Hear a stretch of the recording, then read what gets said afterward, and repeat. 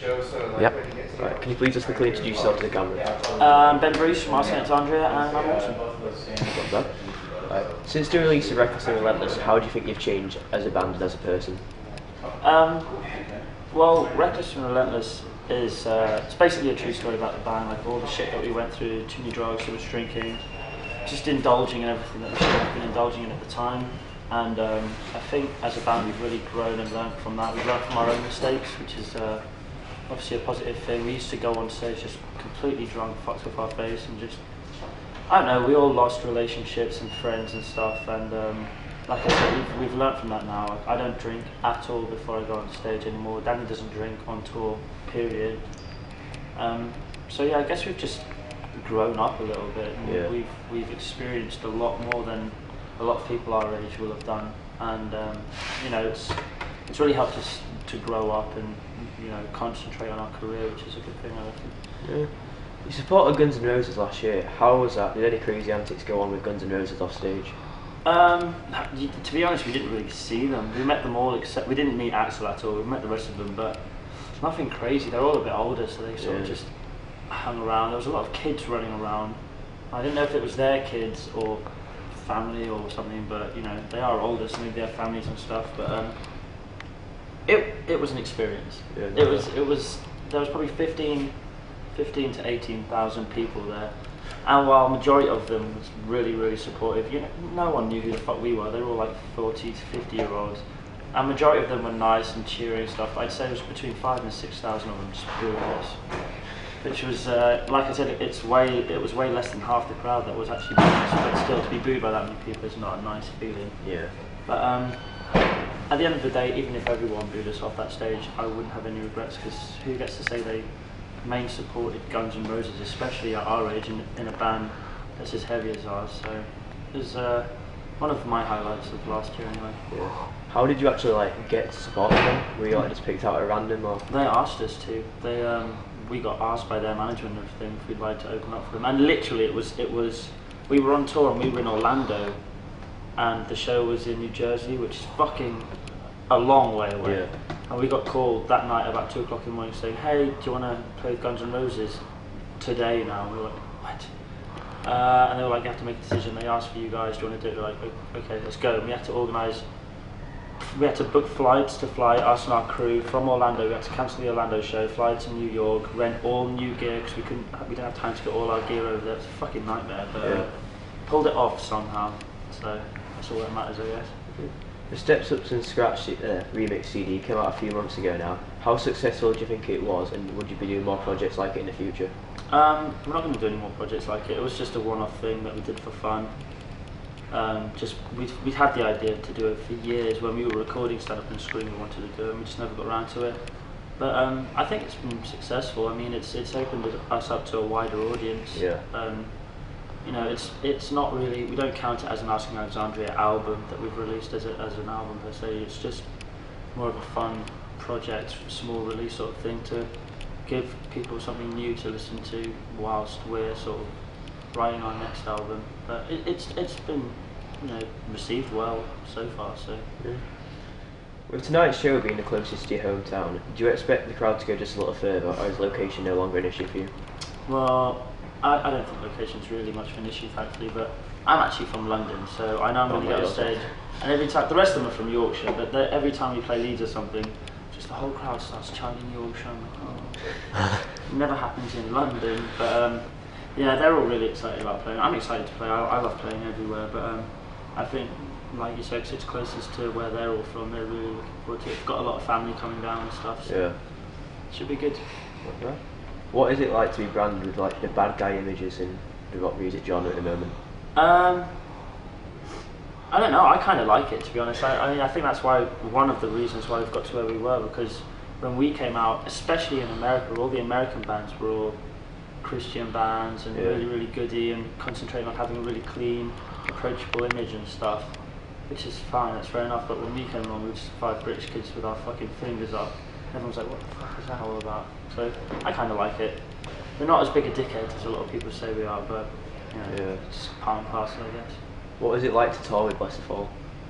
We've toured with them a few times. That's why we bought them, because they're actually such good friends of ours. We've We toured with them in Australia, we toured with them in Japan, we toured with them, we've toured with them in America, and now the UK and Europe. So it's a lot of fun. They're great guys. Everyone on this band, on this tour package is really, really cool, which is nice.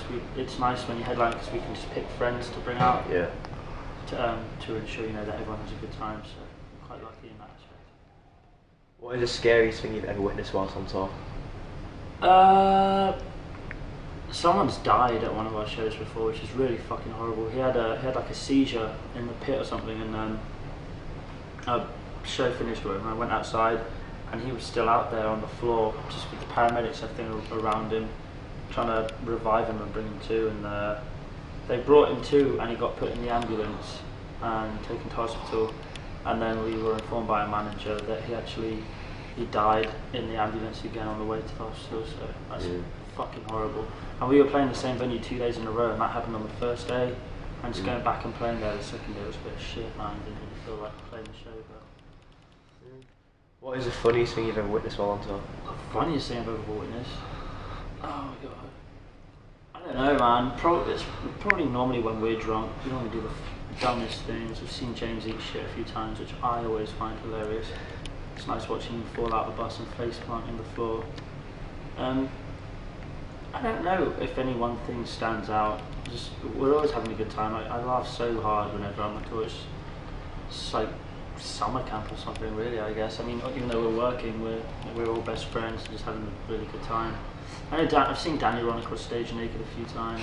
I thought Seattle was pretty funny when Danny was wankered. We got a lot of bad press for that. Yeah. I thought it was hilarious. Looking back at it now, I mean, at the time it was scary, but fuck if you can't laugh at. Did you feel bad for the crowd though?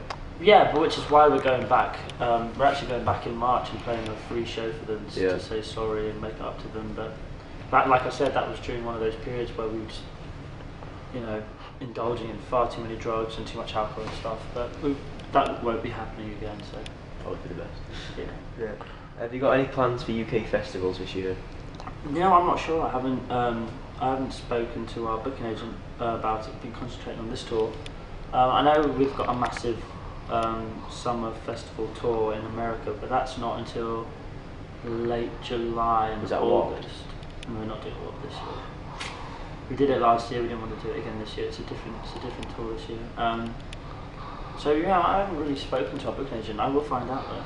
Yeah. I hope so, because we did download it from last year. It was a lot of fun. Yeah, I saw you. That was pretty good. Good show. Yeah, it was fun. It was a good show. No one expected that many people to turn up and watch it. There was like 4,000 people outside the tent that couldn't even get in. So I was like, sick. Where do you prefer to play? Which country do you most prefer? I don't really have a preference, to be honest. I used to. America obviously used to be the best just because it was biggest, but as the band's got bigger and bigger, I love touring all over the world. It's nice. Every country's a little bit different. But I've been looking forward to this UK run for a really long time now, and it hasn't disappointed. The kids here have been insane. Yeah. If anything, the crowds are smaller than they are in America, but the people that come to the shows out here are just nuts, which just makes for a really, really, really great show. So. Yeah. Would you ever think of doing something like Enter Shikari doing on Wednesday and playing a really small venue and just selling it out completely, just going for it? Like just playing the cockpit in Leeds and it's like no barrier or anything like that. Would you ever do something like that in England? Yeah. I mean, I would. Sometimes the small intimate shows are more fun because everyone's right there in your face and stuff. So it's nice to get back to your roots. So yeah, I mean, I wouldn't have a problem doing that. Right, we asked some fans for some questions on Tumblr, and this is what we got pretty much. The video for To The Stage seems quite realistic and hard hitting. Is it based on something that's happened to the band before, or is there some other meaning behind it? It's just, again, it's an insight into what this band was going through at the time.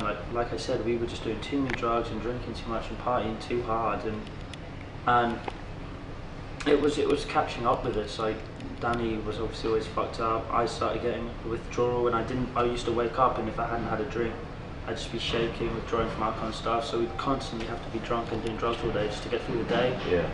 And it was being brought to our attention that if we kept on doing this, then one of us was going to die. So I guess that hit home, and that's what the To The Stage video sort of represents. Yeah. Right. This is from Coffee Smoke Coffee on Tumblr. How many girls do you fuck on tour? Now, none. We again, during that same period of time, we went through a lot. But we're all in stable relationships now, and now that we're not getting as fucked up as we used to, we can see that we shouldn't really be doing that stuff anymore. So now, no. Unless my girlfriend's out, then just the one. There you go. This is Sex and Mary Jane. Would you fuck a ginger? Would I fuck a ginger? Would you? Everyone says no, but have you seen Isla Fisher? She's fucking hot shit. She's really hot. So that's Sally G's wife. Such man kind of look like she's dead. So yeah, I guess I would. So you would, as long as you're a fit ginger. As long as I'm a fit ginger. Yeah, that's what you're good for. Right. Probably shave down there too. Yeah, that'd probably be the best. Yeah.